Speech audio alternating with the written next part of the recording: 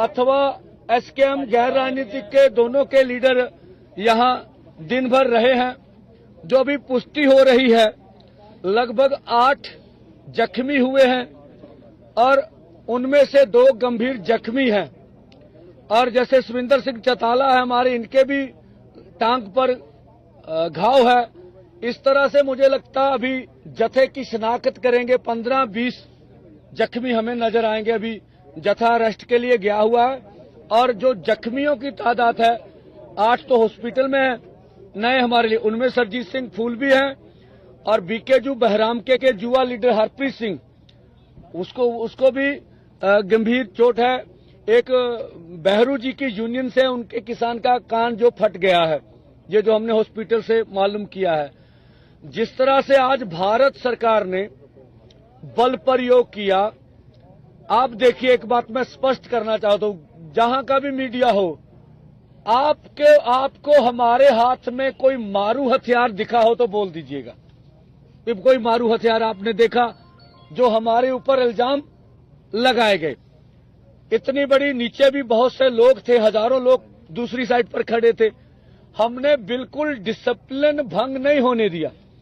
101 का जत्था गया था, वही आगे गया और 101 का जत्था अपनी कोशिश करके, जो भी कोशिश उनसे हो सकती थी, उनने कोशिश करके आगे बढ़ने की कोशिश की है। हमें मालूम था अभी भारत सरकार ने जो प्रबंध कर लिए हैं, जैसे अर्धसैनिक फोर्स तैनात रखी है, जिस तरह से ड्रोनों का प्रबंध कर रखा है, जिस तरह से उनके पास जो साजो सामान है, ठीक है, उसकी ड्रिलिंग की है, वो हम लोग उसको तोड़ के आगे जाने में असमर्थ हैं, ये हमें मालूम था। हम तो देश दुनिया को दिखाना चाहते थे। जो केंद्र के झूठे मंत्री, जो राज्यों के भाजपा के झूठे मंत्री ये चिल्ला चिल्ला कर चैनलों पर बोलते थे कि आपके ट्रैक्टर ट्रॉली से आपत्ति है, आप ट्रैक्टर ट्रॉली छोड़कर दिल्ली आ जाइए। और ये उच्चतम न्यायालय में भी दोनों सरकारों ने कहा, सर्वोच्च न्यायालय में भी कहा। तो ये आज देश जवाब मांग रहा है कि क्या अगर पैदल जत्था दिल्ली की ओर रवाना हो जाता तो हम स्वयं प्रधानमंत्री जी से सवाल करना चाहेंगे, वो आए बताएं कि उसका देश को नुकसान क्या होना था। और हमारे साथ एक दुश्मन देश जैसा व्यवहार क्यों कर रही है सरकार। हम इस देश के नागरिक हैं और इस देश के लिए हमने बहुत बड़ी कुर्बानियां की है। आरएस हमें बताए कि देश की आजादी में उनकी क्या कुर्बानियां हैं और पंजाबियों की, देश के किसान मजदूर का देश की आजादी में क्या योगदान है। हमने केंद्रीय पूल में जब देश के नेता बाहर से अनाज के लिए भीख मांगने जाते थे, तो इस पंजाबियों ने, हरियाणा ने, हरे इनकलाब जो यहां लाया गया, इतना अनाज उगाया, देश को आत्मनिर्भर कर दिया, उसकी सजा मिल रही हमें, इसलिए हमारे साथ ऐसा किया जा रहा। तो पूरी दुनिया ने देखा, 5वीं बड़ी महाशक्ति दुनिया की 100 के जत्थे के ऊपर जिस तरह से उन्होंने बर्बरतापूर्ण जबर किया है, जिस तरह से हमारे नेताओं को जख्मी किया, ये पूरे देश ने देखा। हमने कल भी कहा था, आज भी कह रहे हैं, ये नैतिक तौर पर किसान आंदोलन दिल्ली 2 की जीत है। अब मोदी जी कोई भी, उनके पास दलील नहीं है, अपील नहीं है कि हमें पीसफुली आगे बढ़ने से क्यों रोका जा रहा है, क्या कारण है उनके। दूसरा, जो फोरमों ने निर्णय लिया है, जिस तरह से हमारे आदमी जख्मी हुए हैं और जो वार्ता के लिए उधर से हमें बोला गया था, हमारी बात सुन लीजिए। ये जब सरकार इस तरह का प्रहार कर रही हो, जब इस तरह का माहौल हो, हमारे लोगों को बुरा लगता है कि हम अधिकारियों से बात नहीं करेंगे, नहीं करनी चाहिए ऐसा। फिर भी हमने संयम रखा और जब उन्होंने कहा हम बात करना चाहते हैं, हम देश दुनिया को बताने के लिए कि हम बातचीत से कभी भागने वाले नहीं, आप हमारे ऊपर जुल्म करिए, फिर भी हम बातचीत का रास्ता खोल के रखे हुए। हम वार्ता के लिए गए, वो बोले आप बताइए क्या प्रस्ताव है। मैंने बोला या तो आपको कोई डर है, आप जत्थे को चेक कर लीजिए सर से पांव तक, कोई आपको आश्वासन लेना है लीडरशिप की दोनों मोर्चे की, वो आश्वासन ले लीजिए। तो हमें आगे बढ़ने दीजिए। इसका सुखद हल ये है, या फिर केंद्र सरकार वार्ता करे हमारे साथ। दूसरा इसका हल ये है, उन्होंने बताया आपकी कोई कंडीशन है, कौन से लोग मीटिंग में बैठेंगे। हमने कहा केंद्र के मंत्री होने चाहिए। अगर कृषि मंत्री होंगे तो उनका ये काम है, उनका ये कार्यालय है, उनका ये विषय है, वो बैठे। आगे सरकार तय कर ले भी और कौन से अधिकारी बैठाएंगे। उन्होंने यह कहा भी आपका प्रस्ताव सरकार के पास चला गया। वो लगभग फोन खोलकर ही बात करते हैं, हमें पता सरकार के इंस्ट्रूमेंट जो हम बात करते हैं ऊपर दिल्ली तक जा रही होती है। उन्होंने कहा आप एक बार हमें मांग पत्र दे दीजिए। मांग पत्र तो दिए, फिर भी हमने कहा आपके एसपी को व्हाट्सएप के ऊपर हम अपना मांग पत्र भेज देंगे। एक तो ये देखते हुए जथा जख्मी हो गया है, यहां पर मैं भी गया हूं, आपके आंखों में भी जलन हो रही होगी। आप लोगों ने जिस तरह से सहयोग किया, जिस तरह से साथ हमारे रहे, इसके लिए दोनों फोरम आपका धन्यवाद करते हैं। आपने भी जान जोखिम में डाल के किसानों को कवरेज किया, और वो सब हम लोग कवर कर लें। और ये कल का जथा इसलिए रोका जा रहा है, अब ये कल का जथा परसों जाएगा, ठीक है जी। ये क्यों परसों कर दिया गया? एक तो जो उन्होंने कहा है कि हम वार्ता के लिए तैयार हैं, कल का दिन हम देख लेते हैं। अगर वो बातचीत करना चाहते हैं, उनको समय मिल जाएगा, पता चलेगा। अब केंद्र ने वार्ता करनी है या नहीं करनी है, ये उनका अपना आजाद निर्णय होगा। हम चाहते वार्ता हो। दूसरा, जितने जख्मी हो गए हैं उनको हमने कवर कर लेना है। परसों 12 बजे दो फोरमों ने जो निर्णय लिया है, 101 का जथा इसी तरह से आगे बढ़ेगा।